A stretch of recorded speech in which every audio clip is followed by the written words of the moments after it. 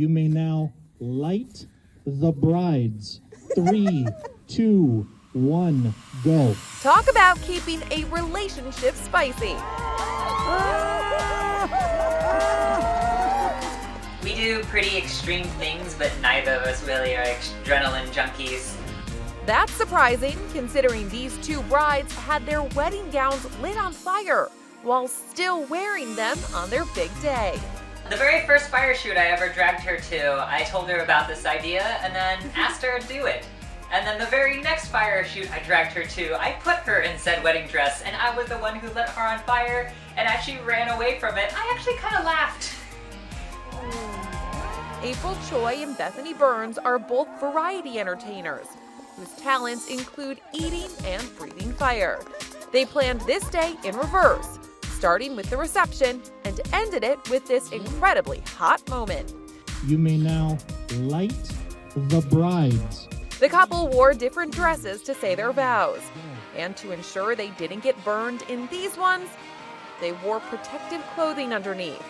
Seeing the other person lit on fire is definitely a little more nerve-wracking because you can't see yourself get lit. Like, you know they're lighting you because the other person's lighting up, but you don't really know it, so you're just kind of watching it go behind them and you're like, oh, that's a lot.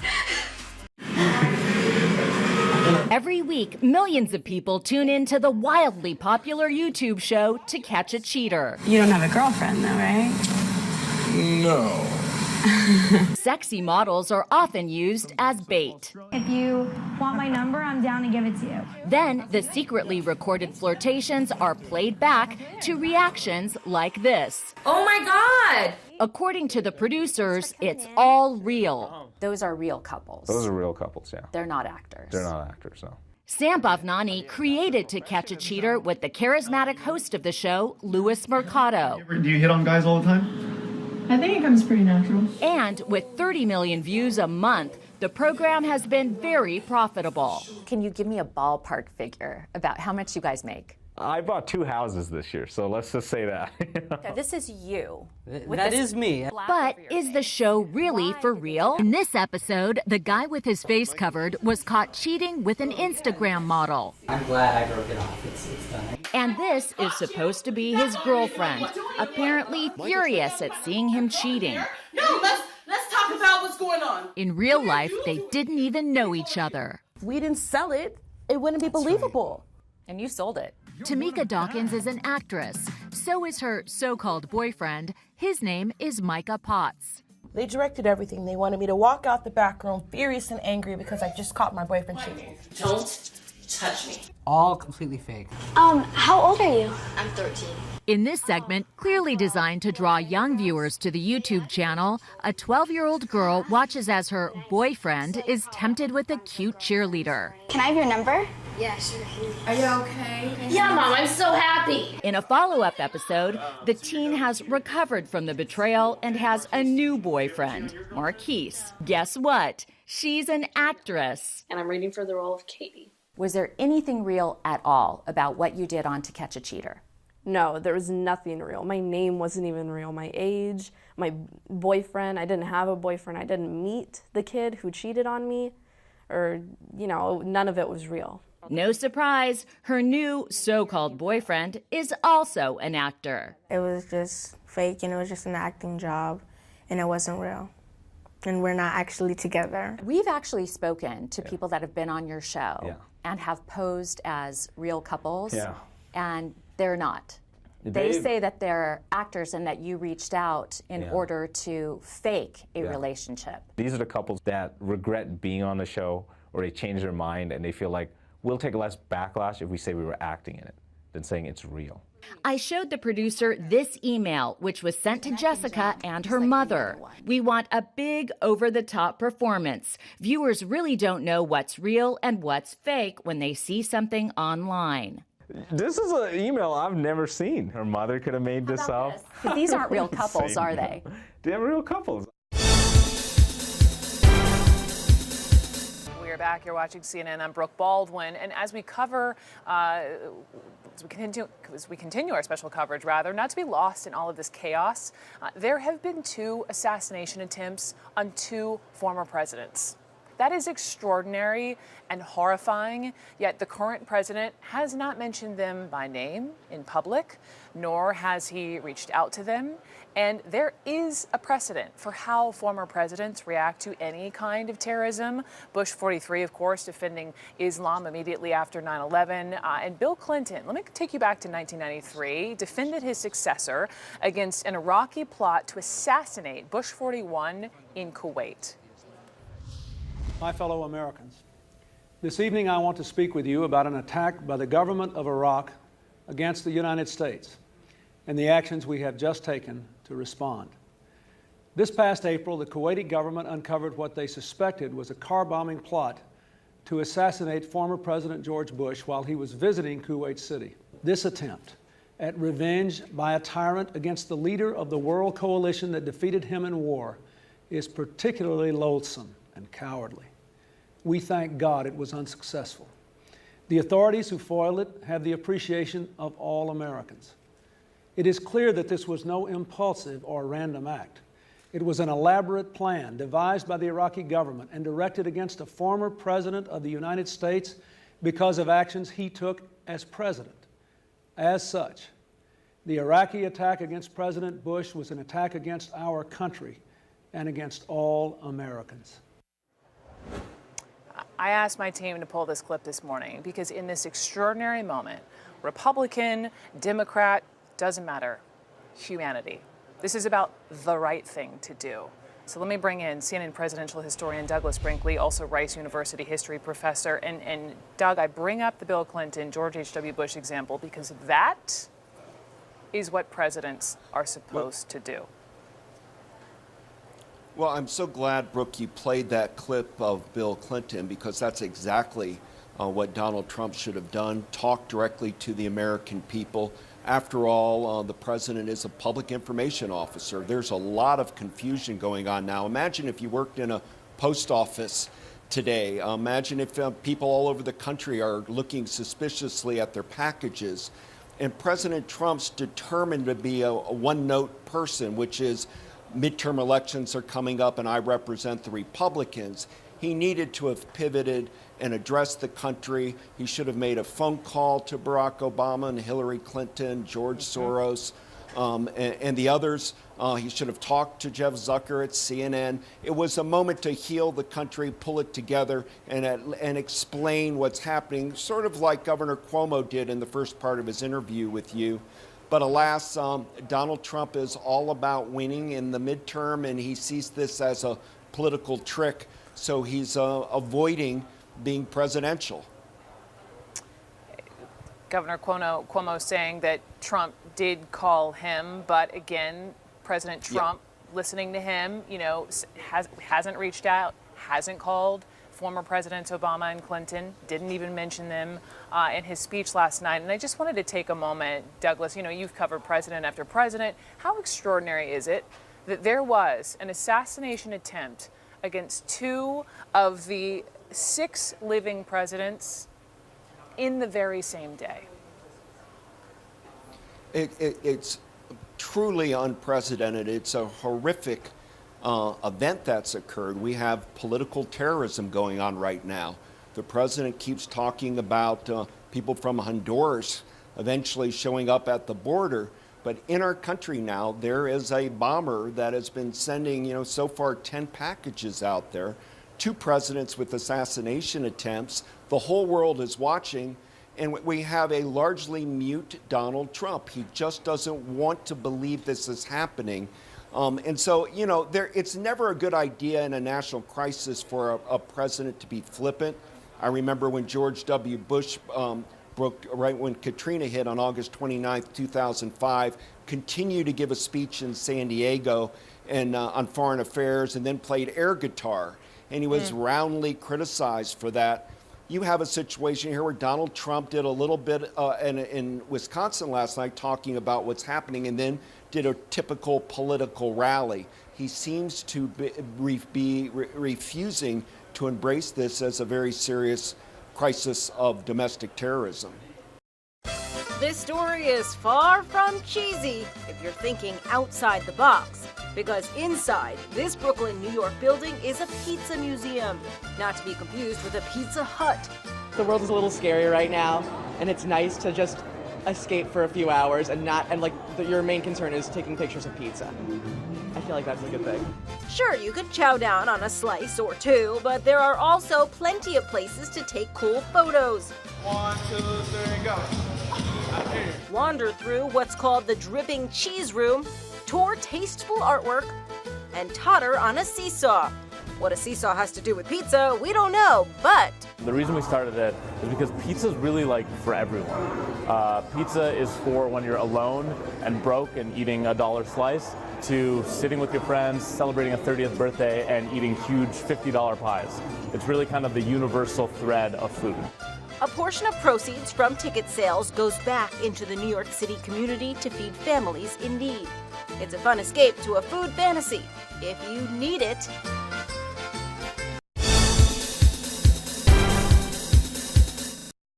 Bombs were sent out across the nation. It is a moment that has given some pause to consider just what the hell we're doing to ourselves for political gain.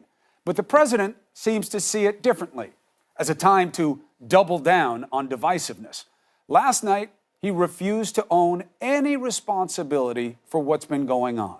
Instead, he blamed the media, which had just been targeted by a bomb. The best he could do was haltingly read prepared remarks that we need more unity. This morning, he tweeted what unity seems to mean to him. Here's what it was. A very big part of the anger we see today in our society is caused by the purposely false and inaccurate reporting of the mainstream media that I refer to as fake news. It's gotten so bad and hateful that it is beyond description. Mainstream media must clean up its act fast.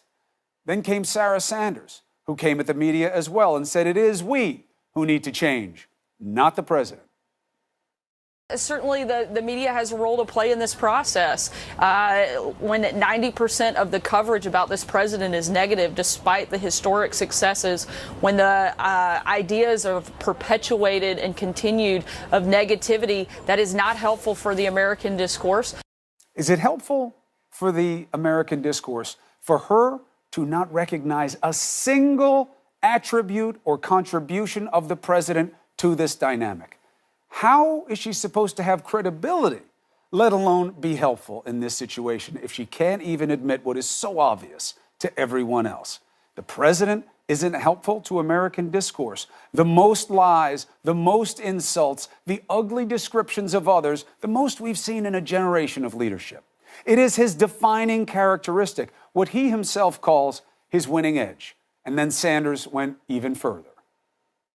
The president, I think, could not have been more presidential yesterday when he spoke directly to the American people. He condemned this violence. Let's not get lost in who is responsible for this heinous act.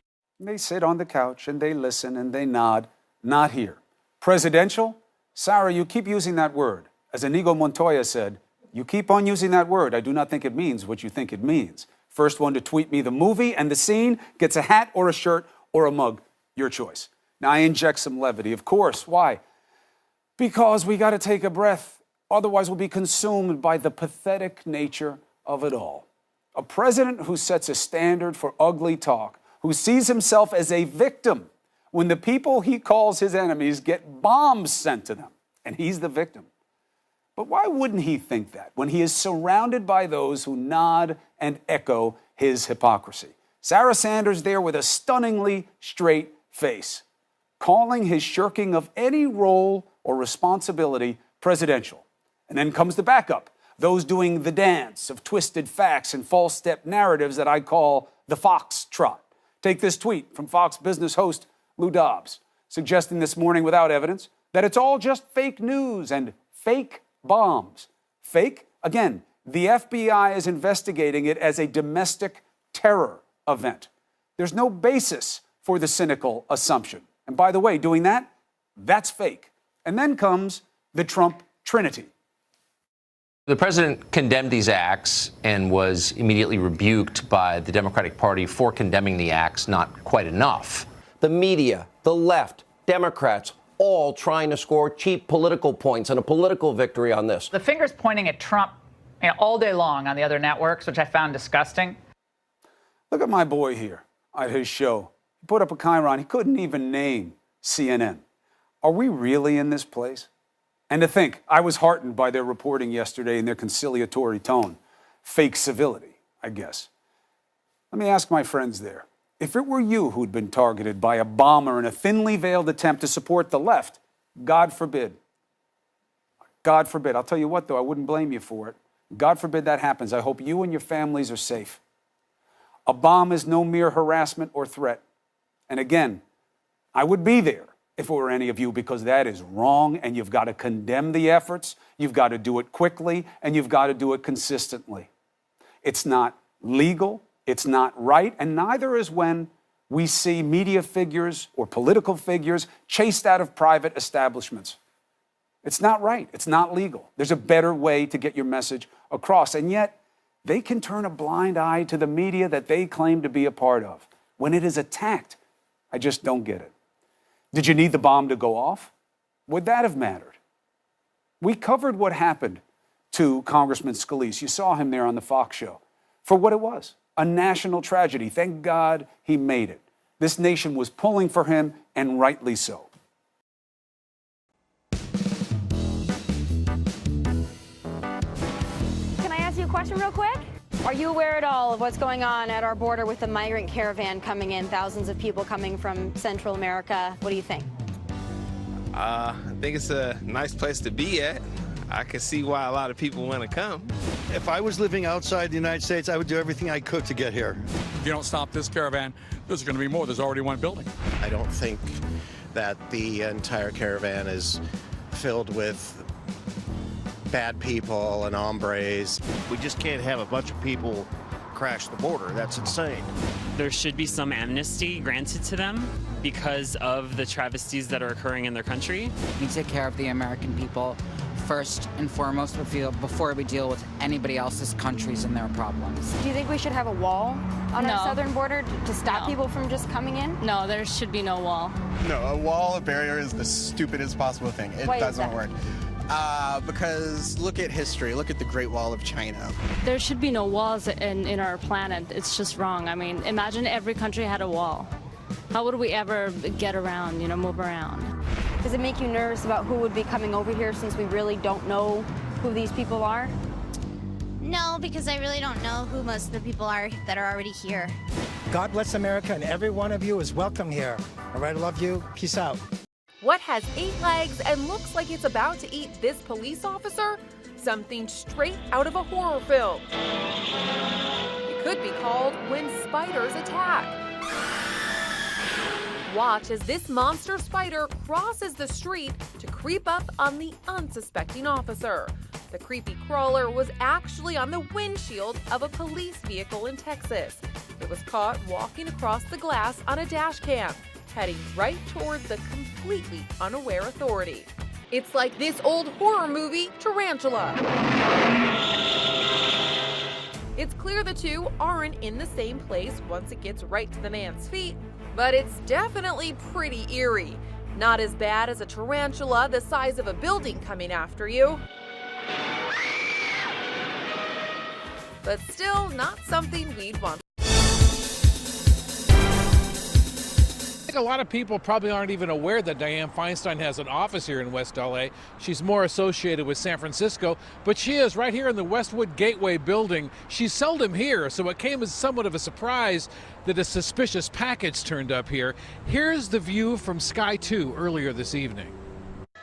The LAPD bomb squad arrived about 6 this evening, after a mailroom employee in Senator Dianne Feinstein's office noticed a manila envelope with a handwritten address that misspelled the word Monica in Santa Monica Boulevard. The employee thought it looked suspicious, so he called 911. The bomb squad x-rayed the package and found a CD was inside, not a bomb. And it wasn't the only false alarm today. The Time Warner Center in New York, which is CNN's Manhattan headquarters, was partially evacuated for about an hour while police investigated a pair of unattended packages. Both turned out to be harmless.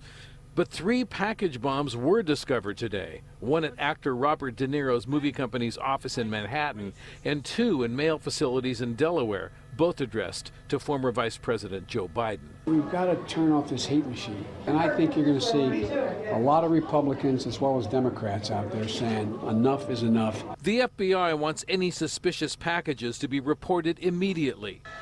And tonight, the LAPD is saying the mailroom employee who called in the bomb squad tonight made the right call. And tonight, investigators say they have plenty to work on because they think that a number of these packages were mailed in South Florida, so they're poring over security camera video there. You're supposed to be working for taxpayers, not working out in a gym, right? We caught this county animal control officer lifting weights while not lifting a finger for taxpayers. 4 or 5 hours at a time we've had you at your house. No. This one going home for hours instead of working. Now he's going to sleep with his glasses on. And this one just sleeping like a puppy. How does that raise money for the animal care department? They're all animal control officers for LA County. Their job is to make sure dogs and cats are licensed and have their rabies shots by going door to door in various neighborhoods, with some of the money from the licenses used for maintaining the animal shelters. And now he's walking back to the Prius. Fidel Perez is one of the officers. He made more than $91,000 in taxpayer-funded salary and benefits last year. It's him. With our hidden cameras, we'd watch him check in at the animal control office in Norwalk around 7 a.m. Their hours are 7 a.m. to 5:30, 4 days a week. Okay, he's pulling away. And then leave to do his job, sometimes in the county car, other times using his own SUV. He's backing in, I think. But on 5 different days, we found Perez actually drove home just a few hours later, hiding the car in his garage and staying most of the day. There he is. Here, our hidden cameras caught him at home at 9:24 in the morning, and he stayed until 3:30, earning your taxpayer money. But we obtained what's called the field canvas card, where employees have to keep a record of every home they visit. On it, Perez claims he went to dozens of homes, saying the number of first-time calls he made was 82, with another 10 callbacks. That's 92 visits, and even though we saw him at home for more than 6 hours, he claims he worked 10. He's walking outside. Another day, he was home walking around in his shorts and was there for more than 4 hours. Here he is. And finally, on this day in September, on county time, our hidden cameras caught Perez having a yard sale in front of his house. We got the smartwatches. He was selling smartwatches and other items most of the day. I'm David Goldstein with CBS 2 News. How are you? I'm good. How about yourself? Good, good. When we caught up with Perez, he didn't have much to say. How about the day you had a garage sale at your house, sir? You and your wife. No, you were working that Saturday, weren't you? I'm not sure what you're talking about. Well, you're sure you know what I'm talking about. Is this the way taxpayer money's supposed to be spent, Mr. Perez? Okay, here he comes. And he's not the only one. We watched Animal Control Officer Antonio Herrera come to LA Fitness during working hours and saw him lifting weights, spending hours at the gym on 3 different days while on duty.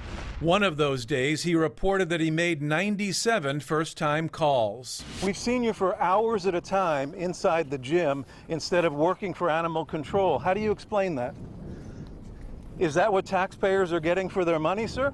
You're supposed to be working for taxpayers, not working out in a gym, right? We also saw Animal Control Officer Bryant Morales at 2 different gyms during working hours. We've seen you working out at the gym. You're supposed to be earning taxpayer money, aren't you? No, I'm working, but... You're working? You're working out at the gym. I'm on my lunch. You're working on your lunch? Come on. And finally, there's Officer Steve Edwards. He didn't work out or do much work. We saw him one day sitting in his car at the park, shirtless, or sleeping, combined for more than 4 hours. His card showed he made 66 calls. Mr. Edwards, how does that raise money for the animal care department and raise money to take care of animals if you're just sleeping in your car instead of writing licenses? He sleeps in his car all day. We showed the video to Marcia Maeda. He came home in the middle of the day. She's the head of Animal Care and Control, and she took in over $378,000 last year in taxpayer-funded salary and benefits. What does this say about supervision? Well, it raises a lot of concerns. I mean, how does something like that happen when somebody is spending hours of county time on his own time. Well, it may be a failure of supervision. Is this the way your taxpayer money's supposed to be spent? It is seeing red versus bleeding blue, and I want to show you what some hardcore fans are doing to show their support for the home team. There are some images here that we all recognize, like Hello Kitty right there, as well as Fernando Valenzuela throwing up the LA hand signs as we prepare for Red Sox Nation. Die hard, all New England sports teams. Rachel Silverman was born and raised in New England, so bartending at Sonny McLean's is a taste of home away from home. You see, this Irish pub in Santa Monica is also known as Red Sox Nation West. I love it. The energy is insane. We always have the same music playing whenever Red Sox team wins. Grant Woods bought the place about a decade ago from a couple who was from Boston. He inherited the fan base that's been here since 1999. We've got a wonderful crowd of people, though. The Boston fans are so loyal. They're fantastic. They're really good fun. Across town in the Mid-City area, this triplex has been painted Dodger blue to celebrate LA's second World Series appearance in a row. Pitcher Clayton Kershaw and City Hall are front and center, along with the upcoming celebration of Dia de los Muertos, or the Day of the Dead. I'm just trying to show the whole culture, the LA culture. Graffiti artist Hector Arias and some of his friends were commissioned by a real estate development company to put up the murals before the triplex is demolished to make way for a new apartment complex. Every mural, it has its own lifespan, just like us. Back at Sonny McLean's, Rachel Silverman says when you're raised in New England, loving the Red Sox isn't a fair weather affair. I've never been to a game at Fenway where anybody leaves the stadium before it's over. Everybody always hangs out until the last pitch. And if you're looking to go to Game 3, you can find some deal prices on StubHub and Craigslist are about half of what they were before Game 2. On top of that, you can also find a 10% discount on StubHub. Just a large pie. Make it with love. I'm ready, you got it.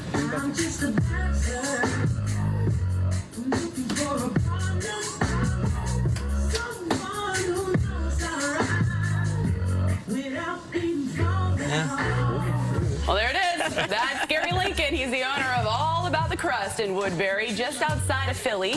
And he is clearly having some fun making this hashtag pony pie. While dancing along, of course, Magic Mike style to the genuine song Pony. He just posted this video to his Facebook page Wednesday.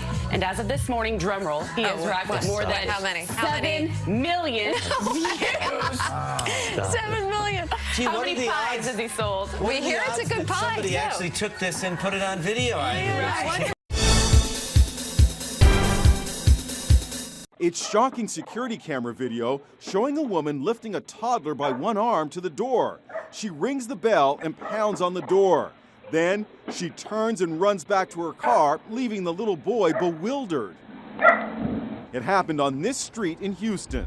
When the homeowners opened their door at 8:20 p.m. last night, they discovered the 2-year-old boy. They had no idea who he was. Courtney Fisher is a reporter for KTRK Houston. And she just leaves the kid, takes off running, and gets the heck out of there. This little kid is left looking around, doesn't know what's going on. Thank God somebody was home at this house to let him in. The video contained important clues. The woman is carrying a child's backpack in the shape of a monkey. She has very long hair falling past her waist. She has distinctive tattoos on her right arm. She sped away in a white sedan. Reporter Courtney Fisher went door to door asking if anyone recognized the woman or the boy. Watch what happens when she encounters this man.